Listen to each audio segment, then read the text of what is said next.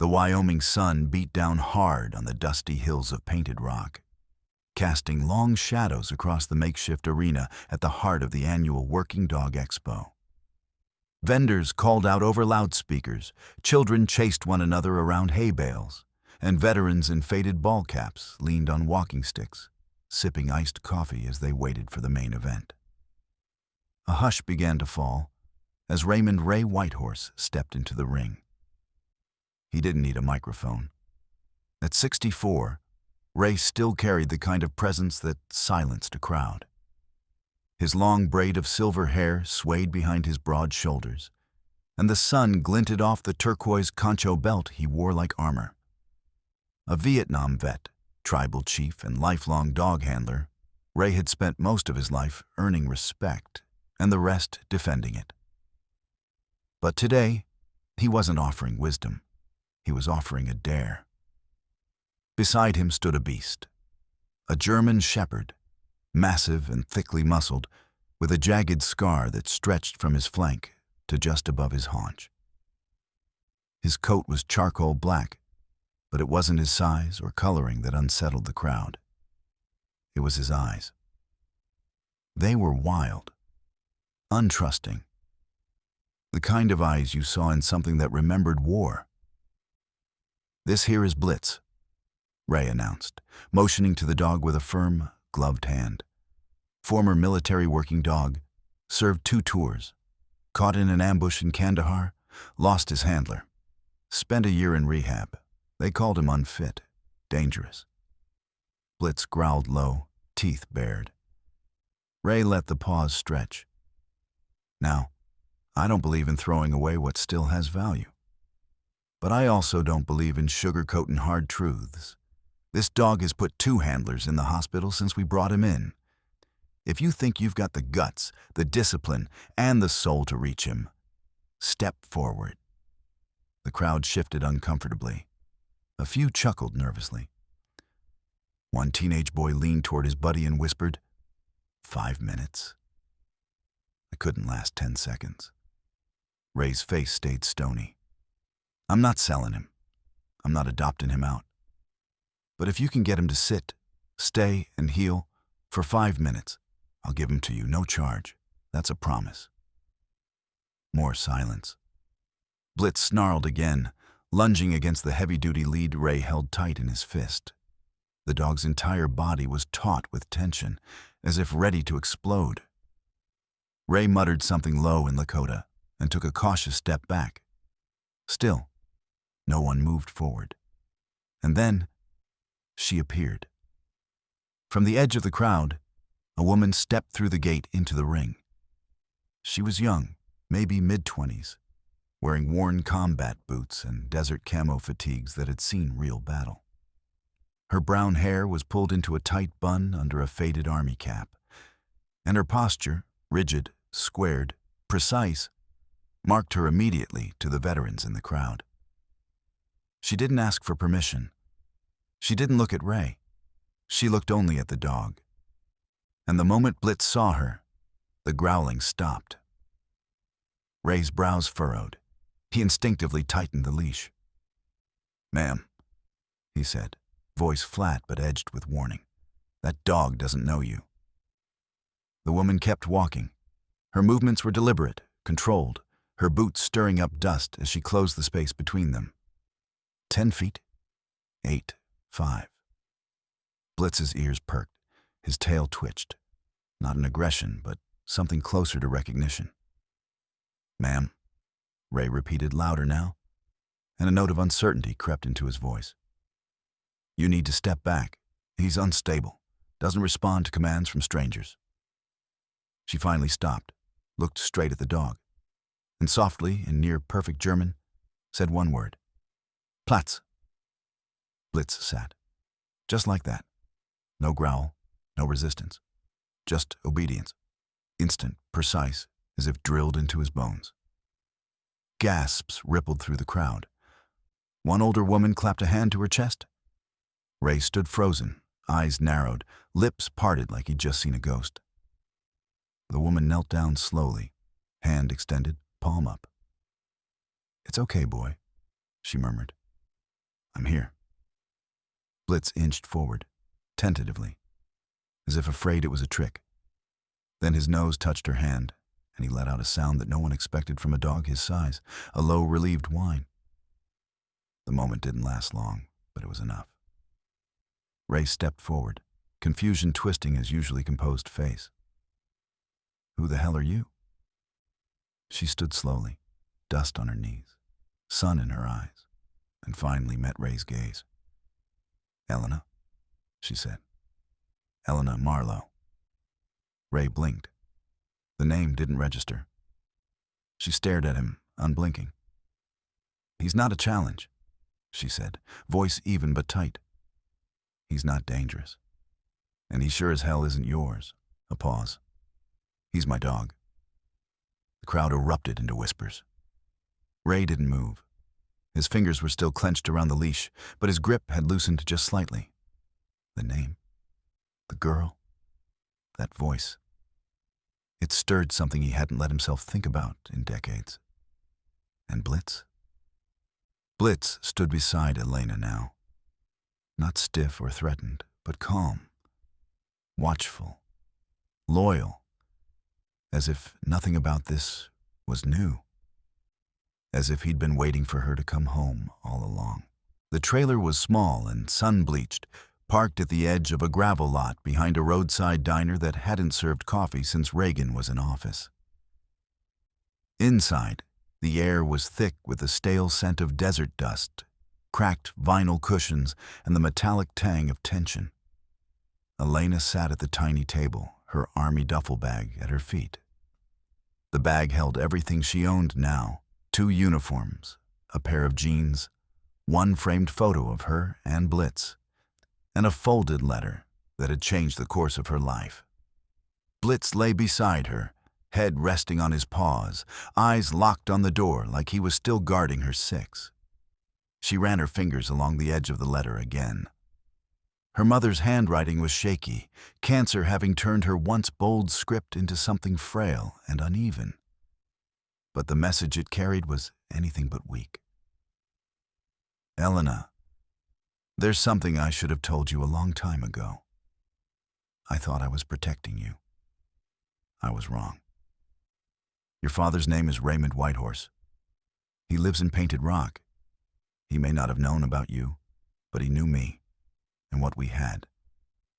If I don't make it through this, promise me one thing. Go to him, not for answers. For yourself. You deserve to know where you came from. The paper crinkled in her hands as she folded it closed. Outside the trailer window, the wind blew dust across the parking lot.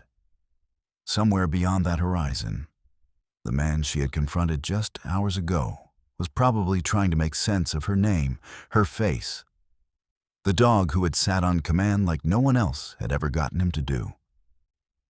Ray Whitehorse. The name had meant nothing to her growing up. Her mom had always just said her father was gone. Not dead, just gone. That vague, evasive phrasing that turned into a wall Elena never pushed against. Until Blitz.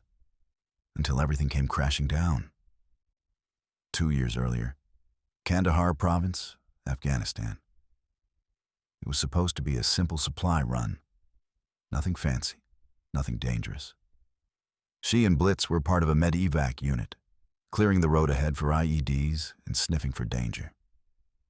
The heat was brutal that day, the kind of heat that made your bones sweat.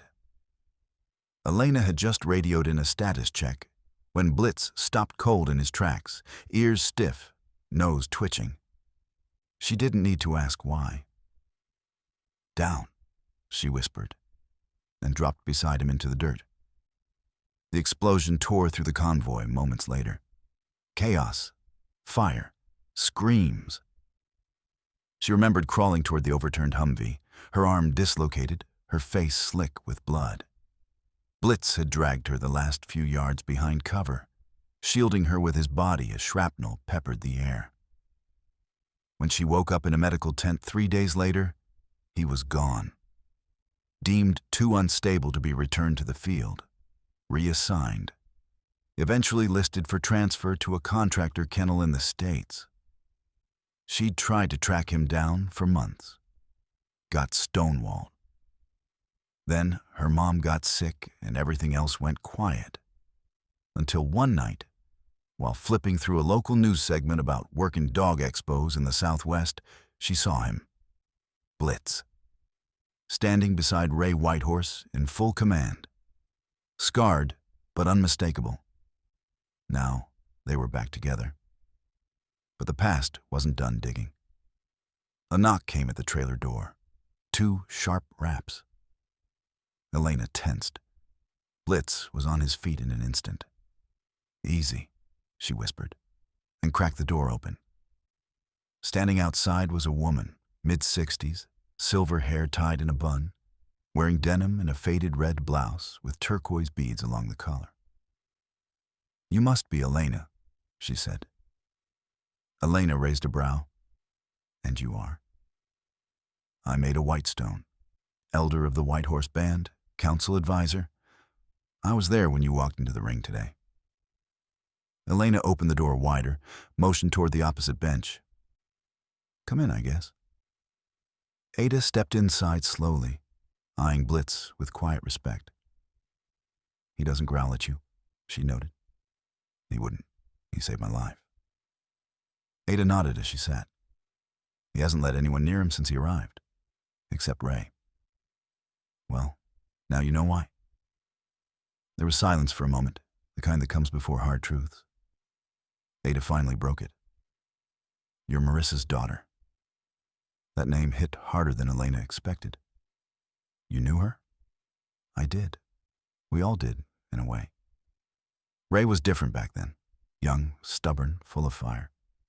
He and your mother met during a mountain rescue outside Cody. She was a medic, saved his life when a storm trapped him and 2 others on the North Ridge. Elena's throat tightened. She hadn't known that part. They were inseparable for a while. But when word got out that he planned to bring her back to Painted Rock, things got complicated. Elena leaned forward. "Because she wasn't native?" Ada nodded solemnly. "The elders warned him, said he'd lose his standing if he didn't keep the bloodline. It was an ugly time. Some of that ugliness still lingers. He left her."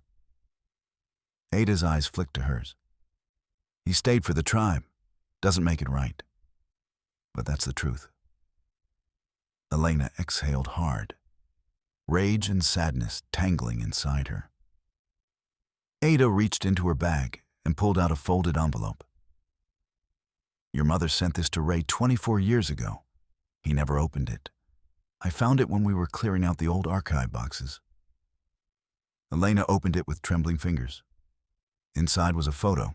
Her mother, pregnant, standing on the porch of a snow-dusted cabin. Her smile was soft, tired. And on the back, in faded ink, "She'll have your eyes, Ray. I hope someday she meets you." Blitz pressed his head into Elena's leg. "She has your mother's fire," Ada said quietly, "but your father's silence." Later that night, Elena walked alone with Blitz under the pale desert moonlight, boots crunching gravel. They climbed a low ridge behind the diner, where the sky opened wide above them. She sat on a flat rock and pulled out the photograph again. "This was never just about getting you back," she whispered to Blitz. "It was about finally knowing where the hell I come from." The dog let out a quiet, low chuff, resting his chin on her boot. And for the first time in years, she felt something like solid ground under her feet. Elena stood in the shadow of the old training barn, arms folded tight across her chest, watching Ray Whitehorse pace back and forth on the dusty ground like a storm gathering strength. The barn creaked around them with age and wind.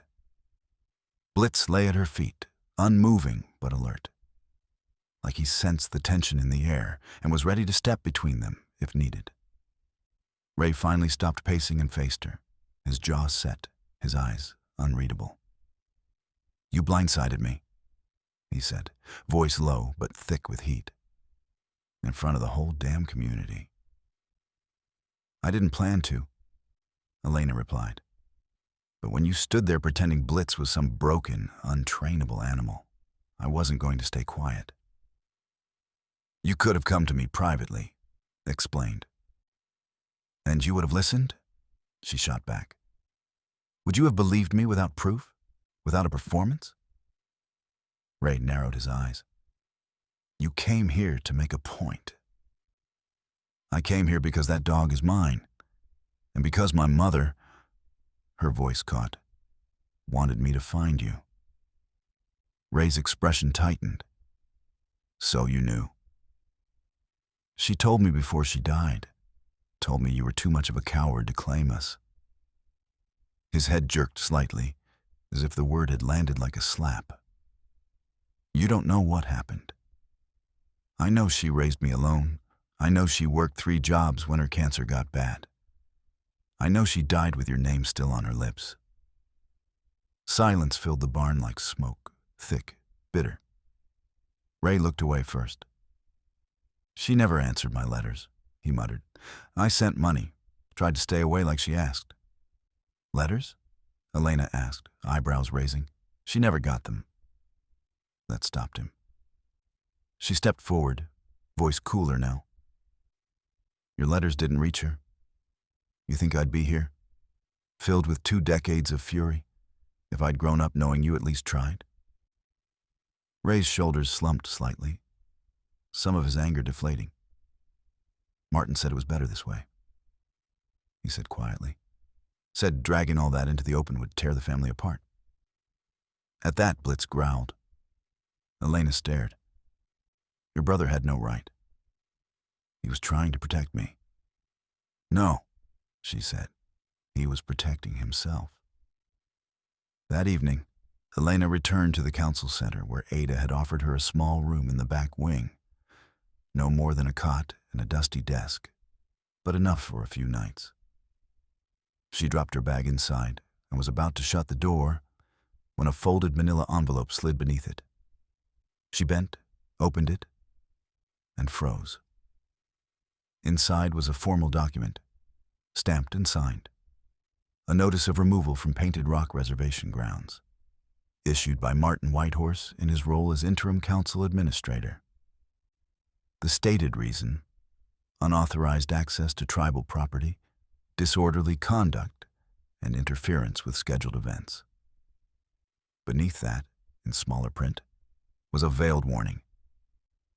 If Ms. Marlowe fails to vacate within 24 hours, she will be escorted by tribal security. Her hands trembled. Blitz sat up beside her, sensing the shift. Elena dropped the envelope on the desk and whispered, He's trying to erase me. Again. She left the room and went looking for Ada.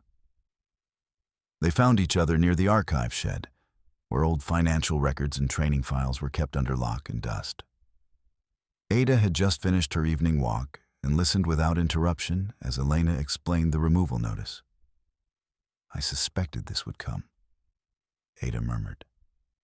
Martin's been angling for control ever since Ray showed signs of slowing down. Then help me stop him. Ada studied her a long time.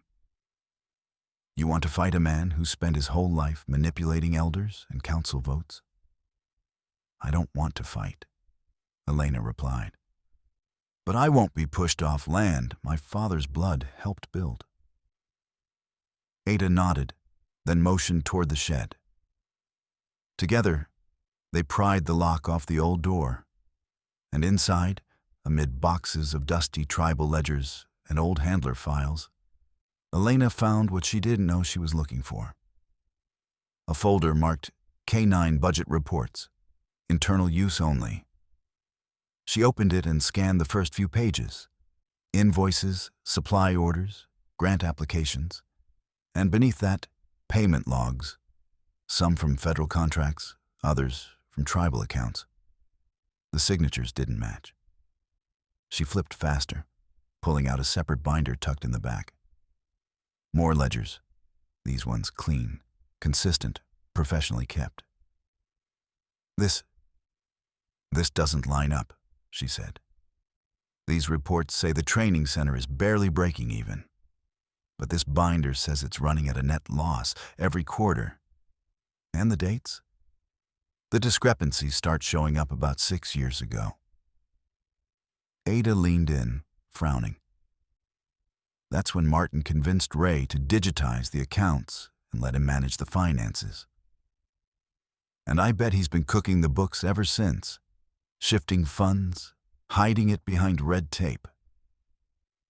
She found a receipt from a construction supply company in Denver, dated last month, for $18,000 worth of materials that had never been delivered. Blitz whined, pacing behind her. This isn't just politics anymore, Elena whispered. It's theft. Later that night, Elena and Blitz sat by the riverbank that cut through the far end of the reservation. The water shimmered in the moonlight, cool against the soles of her boots. Blitz lay beside her, his eyes alert as always, his head occasionally lifting to sniff the breeze. Elena pulled the photo of her mother from her pocket again. Turns out, she said softly, you were right to send me. There's more going on here than family drama. Blitz shifted, pressing his head into her lap. And maybe I didn't just come for you. Maybe I came to finish what you started, to remind this place what honor looks like. She glanced up at the star-filled sky. Because we don't run Blitz, not anymore. The council chamber of painted rock was nothing extravagant. An old lodge hall built from pine and stone, with a horseshoe table at the front and rows of wooden benches for tribal members and guests. But this morning, the space buzzed with energy like a courtroom before a high-profile verdict. Everyone had heard the rumors. About the dog, the girl, the chief's past, and about the vote. At the head of the table sat Martin Whitehorse, crisp in a tailored suit that looked wildly out of place among elders in flannel and denim. Beside him, the tribal attorney reviewed a stack of prepared statements. A projector screen had been set up behind them, flashing spreadsheets and property plans. Mock-ups of a future resort casino complex with polished sidewalks and promise. Martin stood and faced the chamber. His voice was smooth, practiced. Today is not about sentiment, he began. It's about progress. Our training center has been operating at a loss for nearly 5 years. We have no sustainable revenue, no job creation, no growth. He let the silence hang. But with this partnership, he motioned to a sharply dressed developer seated nearby, we can bring real investment to this land. Hundreds of jobs, educational grants, healthcare funding, a future for our children. From the benches, a few heads nodded. Others stayed still, wary. Then Martin turned, gesturing toward the absent seat reserved for the tribal chief. Ray Whitehorse has led this tribe for over 2 decades, but his time has passed. He has not addressed these fiscal issues. In fact, we have reason to believe he may have knowingly mismanaged tribal funds. Gasps rippled through the room. Someone muttered, "Lies." Martin held up his hands like a preacher before a revival. This is not an attack. It's a reckoning. And it's time we elect leadership with vision. He nodded to the clerk. I call for the vote of no confidence. But before the clerk could rise, the back doors banged open. Elena strode into the room. She wore the same dusty fatigues, hair pulled tight, face calm but burning with resolve. Blitz followed at her side, tail low, body alert. Every head turned. Martin stiffened. Ms. Marlowe, you've been served removal papers. You are not permitted. I'm not here to stay, Elena interrupted, holding up a thick folder. I'm here to speak. You have no standing to speak before the council. I was invited by Elder Ada Whitestone. she replied coolly. And this, she set the folder on the table, is evidence. The room quieted. Ray appeared in the entryway behind her, shoulders squared, braid glinting in the sunlight. For a moment, all the years dropped away. He looked like the chief again. Elena turned to the council. The documents inside prove that Martin Whitehorse has been falsifying financial reports for years, shifting tribal funds into shell contracts, materials that were never delivered, vendors that don't exist. He's been cooking the books to make the training center look like a failure, so he could justify selling off tribal land. Martin stepped forward, jaw clenched. That's slander. Those aren't my words, she said, flipping open the folder. They're from your own ledgers, cross-referenced with federal reports and purchase histories. Blitz suddenly growled. Everyone turned. Martin had unconsciously stepped toward Elena, voice rising, posture aggressive. Blitz stepped forward, calm, precise, blocking Elena's body with his own. The chamber froze. A dog who had mauled trainers without warning was now still as stone, eyes locked on Martin like a soldier awaiting orders. Martin raised his hands and backed off, sweat beading at his collar. Elena slowly knelt beside Blitz. Easy, boy. He's not worth it. The room remained quiet until Ray finally stepped forward. I should have spoken sooner, he said, voice lower but steadier than anyone had heard in weeks. There are things I've kept buried, things I thought would protect this tribe, but ended up wounding it deeper. He turned to Elena. This young woman is not a stranger. She is my daughter, born of a love I once had the courage to feel, but not the strength to keep. Her mother, Marissa, was the bravest person I ever knew. She raised Elena on her own after I failed them both. A ripple of shock moved through the elders. She didn't come here to claim anything, Ray continued. She came to reclaim what was stolen. From her, from that dog, and from the truth. He looked at the folder and then at Martin. If these records are accurate, then Martin has not only betrayed this council, he's betrayed the people who trusted him. Martin's face flushed red. You're going to believe some outsider over your own blood? Elena stood. Her voice, when it came, was measured. I'm not the outsider. You made me one, because you feared what my existence would mean for your plans. A long pause. Then Ada rose slowly from her seat. I move that the vote be postponed until an independent audit of the training center and council accounts is completed. The council murmured. One by one, hands were raised in agreement. The motion passed. Martin stood motionless, fists tight at his sides. Elena turned to Ray. I didn't come here to destroy anything, but I'm not going to watch you let him. He looked at her for a long moment, then nodded. Us. I won't. As people began to file out, whispers flying, Elena and Ray stood alone near the council table. Blitz sat beside them, still watchful but at ease. Ray cleared his throat. I've made a mess of a lot of things, but if you'll let me, I'd like to try and start fixing them. She didn't answer right away. Then she said softly, Start with the truth. Don't stop telling it. He nodded once, and for the first time since her mother's letter arrived, Elena felt the flame of something unexpected flicker inside her. Not peace, but maybe the start of it. The sun had just started to rise when Elena stood at the edge of a windswept hill, overlooking a narrow ridge where sagebrush clung to the earth like old memories.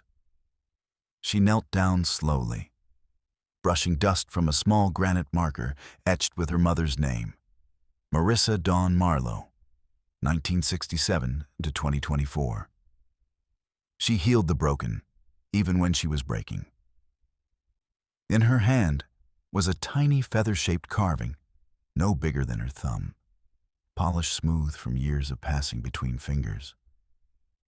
Grandmother Ada had given it to her 2 nights ago, saying it belonged to her grandmother, an animal healer from the White Horse line, a woman who believed every soul deserved to be seen, especially the wounded ones. Elena placed the feather at the base of the stone, anchoring it with a pebble. Behind her, Blitz stood watch, tail still, ears alert. "She made it," Elena whispered, voice soft against the Wyoming wind.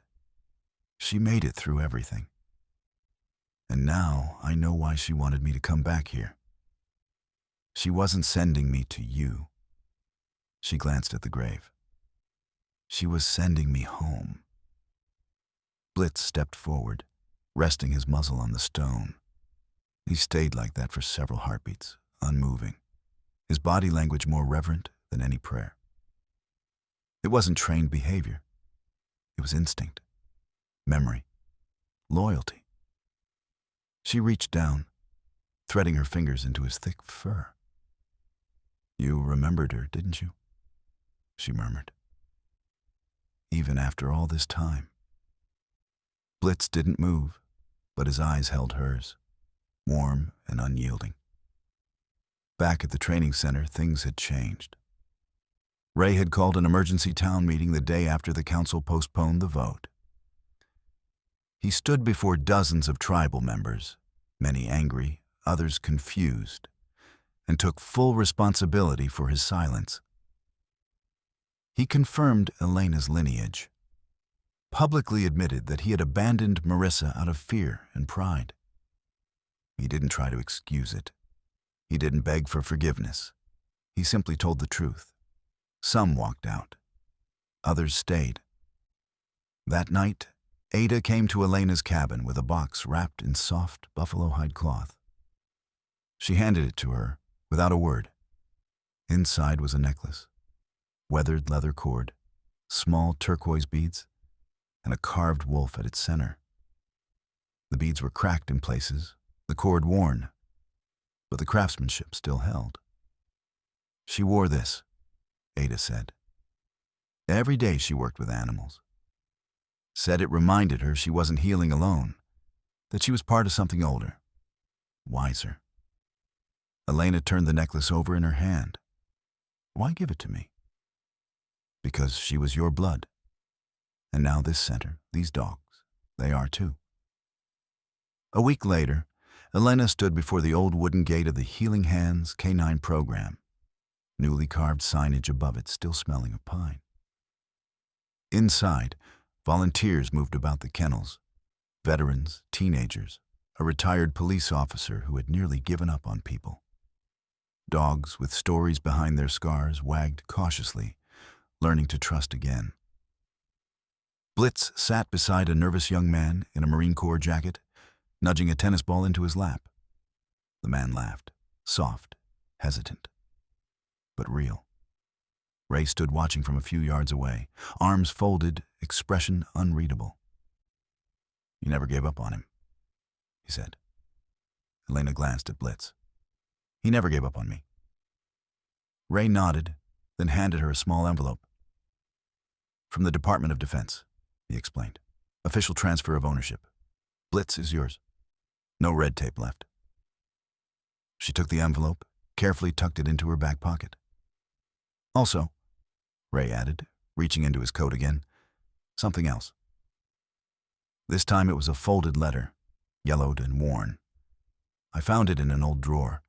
I never sent it. But it was meant for you." She opened it slowly. The writing was crooked, messy, like someone had written it in one sitting and hadn't stopped to think. "I don't know what kind of father I'd be, but if you ever find your way to this place, I hope you'll give me the chance to try." Elena blinked hard. "I was 23 when I wrote that," Ray said, almost sheepishly. "I thought about you every year since. Just didn't have the guts to follow through." She folded the letter carefully, slipped it into the box with the necklace. "You don't get do-overs," she said. "But maybe you get chances." Ray nodded slowly. "I'll take what I can get." They stood there in silence a while, watching as Blitz laid down beside the Marine, letting the man scratch behind his ears like they were old friends. That evening, Elena returned to the ridge. This time, Ray joined her. They scattered the last of Marissa's ashes under a sunset so vivid it looked like fire licking the sky. The wind caught the dust, pulling it across the hills in slow, graceful spirals. "She always wanted to be part of this land," Ray said. "Now she is." Elena didn't reply, just leaned into the quiet, into the weight of the moment. When they turned to leave, Blitz followed at their heels, head high, tail steady, as if he were walking a patrol. Not out of duty, but belonging. Months passed. The council approved a revised development plan. Small eco-lodging on the far end of the reservation. No casino. No concrete sprawl. The profits would fund education, healthcare, and, notably, Healing Hands K9. Elena didn't become tribal leadership, but she became something else. A bridge. She trained dogs. She trained handlers. She spoke at VA meetings and high school assemblies, and once, in a room full of elders, about how the strength of a people wasn't measured by how they protected the past, but how they healed their future. Blitz became the center's first official therapy dog. Veterans came from 3 states over just to meet the German shepherd who remembered. Some said he could read pain, that his eyes seemed to know things most people couldn't say. They weren't wrong. One late fall afternoon, Elena and Ray walked side by side down a trail through the pine hills behind the training center. The leaves rustled above them, and Blitz trotted ahead, pausing now and then to make sure they were close behind. They didn't talk much. They didn't need to. Ahead of them, a new chapter waited. Not one written by legacy or blood, but by choice, by truth, and by a dog who had never stopped remembering.